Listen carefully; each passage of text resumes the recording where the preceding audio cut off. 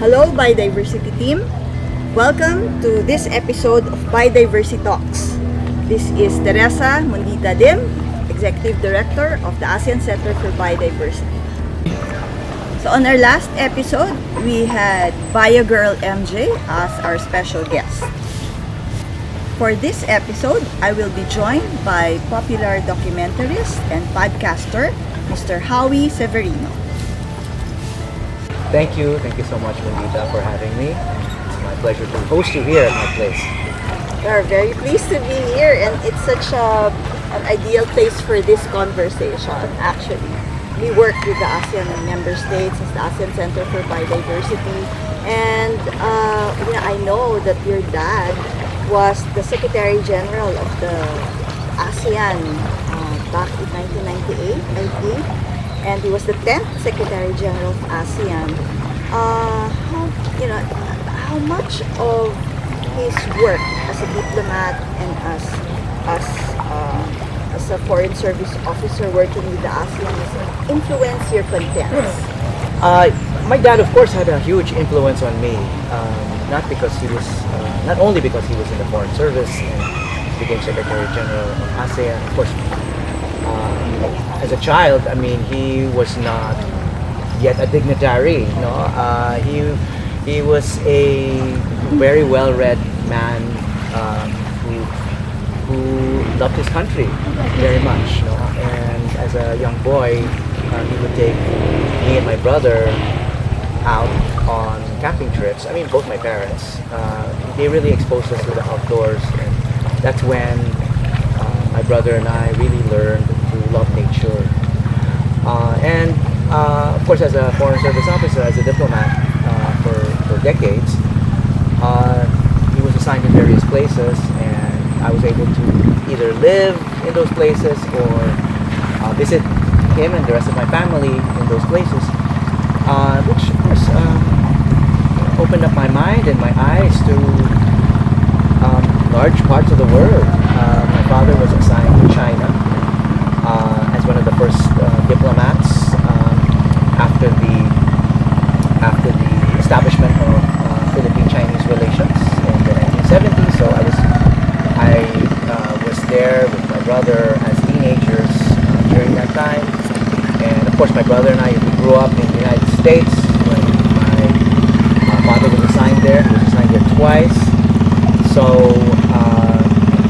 our points of view were really shaped by those experiences living both in America and in Asia, in China, and then my father was also assigned to Malaysia. He was ambassador to Malaysia later on, and as Secretary General of ASEAN, he was living in Indonesia for 4 years, and then even after his stint as Secretary General, he lived in Singapore as one of the founders and first directors. He was the first director of the ASEAN Study Center at the Institute of Southeast Asian Studies. So my whole childhood and even adulthood were deeply influenced by my father, and I know that he was a prominent personality in ASEAN, and that has, as a journalist,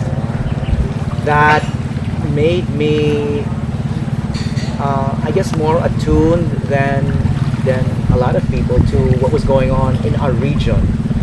So traditionally, Philippine media and government politics have been more oriented towards America and to other parts of the world, and sometimes our own backyard in the region has been overlooked. But I've always felt as a journalist that it should be central to our point of view, and so I've done a lot of traveling around Southeast Asia as a young journalist, and I covered events in Southeast Asia, partly because of that realization, that recognition that it's important. One of the interviews that he had with the ASEAN, he was still Secretary General, he was already talking about haze. He was already talking about the marine environment and how economic development cannot happen without addressing environmental issues. And that was in the late 90s. when climate change wasn't a byword at the time. And you have also been featuring a lot of these environmental issues in your podcast, in your documentaries. How much do you think of the features that you have? How much percentage is focusing on environment, and what's the process? What is the process you take in trying to decide? Okay, today or next week we'll come up with an environmental episode. Nature has always been a big part of my life. As a young boy, it was only later on that my brother and I realized that our camping trips as a family when we were very young was probably out of necessity because my parents probably couldn't afford expensive hotel vacations. So, my father was a diplomat, so we were assigned. He was assigned to the United States. So my brother and I grew up in the Washington D.C. area, and there, in that part of the country in the States, there are many places to camp out, to experience nature, and that just stayed with me.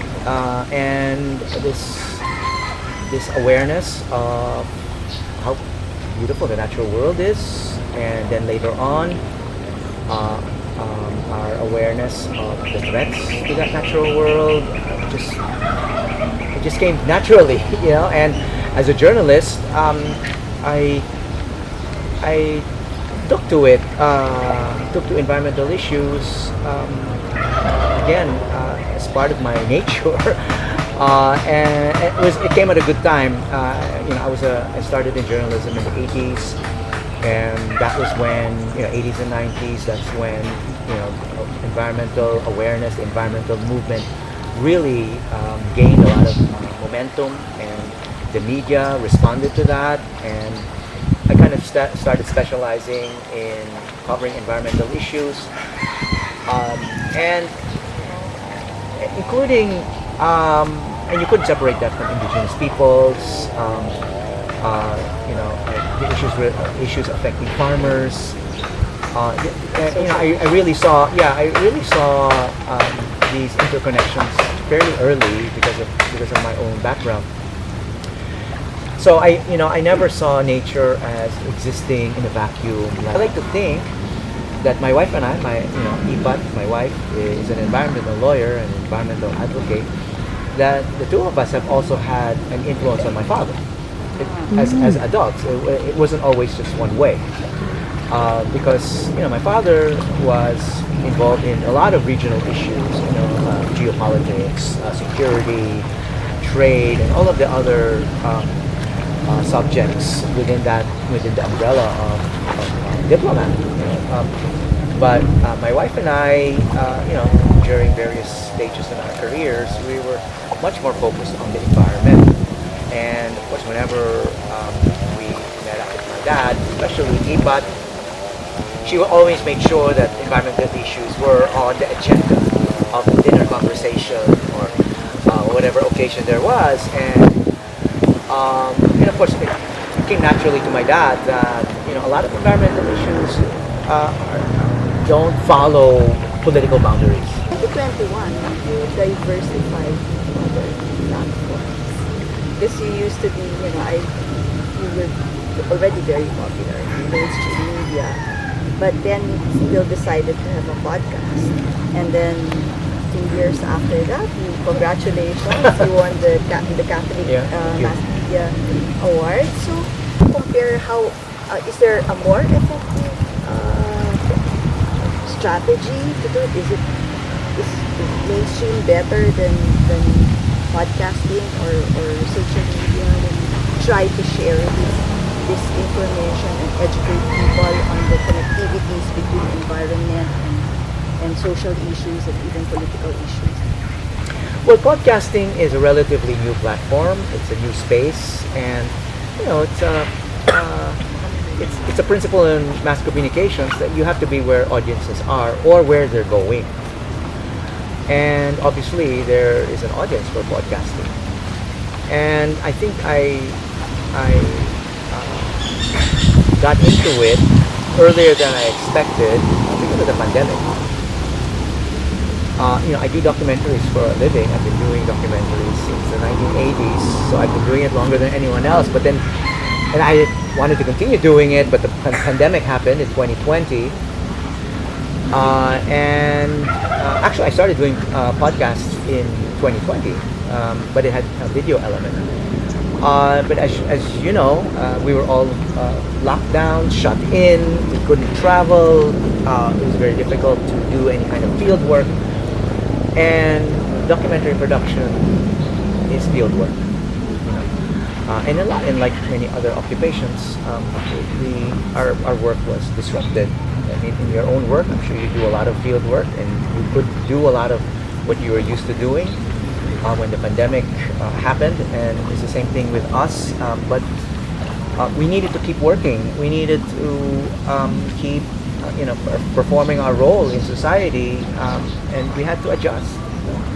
And it was fortunate that there was this platform, podcasting, where you could actually interview really smart people, interesting people about all kinds of things without leaving your house and without them leaving their house. But now that everything has started to open up, there's travel once again, do you think it's still an effective platform? Well, it is, because those advantages have remained. People like myself took to podcasting earlier than we expected because of the pandemic, but podcasting was going to continue regardless of what happened, in terms of the pandemic. Now that it's more or less over, the space is there. It's actually expanded. There's more variety. There's more volume. There's a bigger audience.